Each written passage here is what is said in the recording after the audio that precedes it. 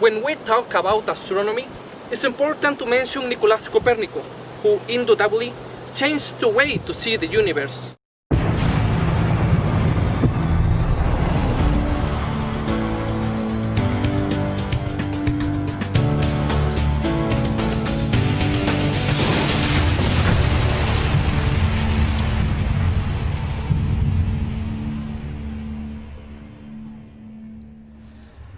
Nicolaus Copernicus was born in the city of Toron, in the Prince Region of Warmia, northern Poland on February 19, 1473. His day at birth was Nicolaus Copernicus. At university, he started calling himself the Latin form of his name, Nicolaus Copernicus. When Nicolaus was 10 years old, his father died. Nicolaus' nobleman uncle, Lucas Wattenroth, became his guardian. In 1491, at the age of 18, Copernicus enrolled at the University of Krakow. He left there about 1495. 1496, he went to the University of Bologna to study law. While he was studying at the University of Bologna, his interest in astronomy was stimulated. He lived in a home of a mathematics professor who influenced him to question the astronomy belief of the day. Copernicus left Bologna in 1501. He then studied medicine at the University of Padua.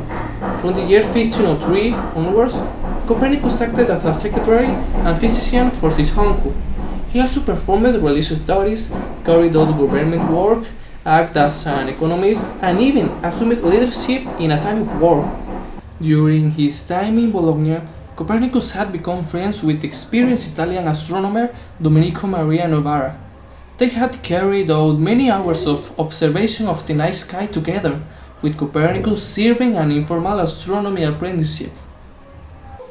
Back in Warmia in 1503, Copernicus worked on astronomy when he could, but he was usually busy with other duties. Nevertheless, by 1514, he had seen enough in the sky and talked enough about his observations to circulate a feed page with the title Commentarius, the little commentary, to people he trusted. In this handwriting document, he put forward his new view of the universe.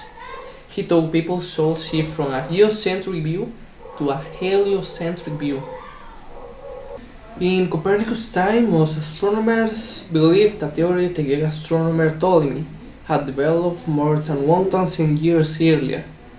Ptolemy said the Earth was the center of the universe and was motionless. He believed all other heavenly bodies moved in complicated patterns around the Earth. Copernicus felt that Ptolemy's theory was incorrect, and sometime between 1507 and 1515, he first circulated the principles of his heliocentric or sun-centered astronomy. Copernicus' observations of the heavens were made with the naked eye. He died more than 50 years before Galileo became the first person to study the skies with a telescope. From his observations, Copernicus concluded that every planet, including Earth, revolved around the Sun. He also determined that the Earth rotates daily on its axis and that the Earth motion affects what people see in the heavens.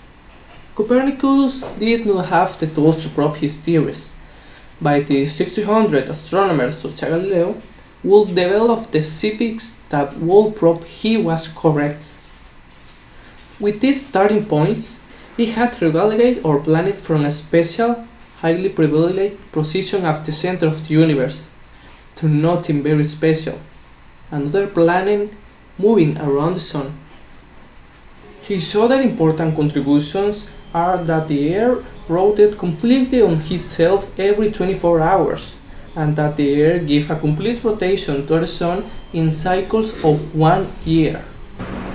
Copernicus suffered a stroke and paralysis, dying at the age of 70 on May 24, 1543 in Hamburg, Poland. He had not married and had no children. He had devoted his life to science, the church, and government. He was buried in Hamburg Cathedral, Poland, where he had been canon. His grave was lost for centuries, but found again in 2005. In 2010, his remains were reborn in Frankfurt Cathedral, in the same spot as they were discovered. His new tombstone shows a golden sun with 6 planets orbiting it.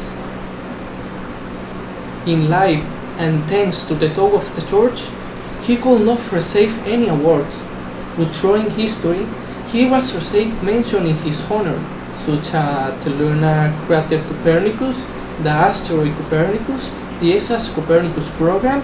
In the state of New York, there is the Copernicus Observatory and Science Center, and in memory of Nicolaus Copernicus, on February 19, 2010, the UPAC names element 112 of the periodic tables of Copernicus. His contributions changed humanity and opened a panorama to explore our solar system.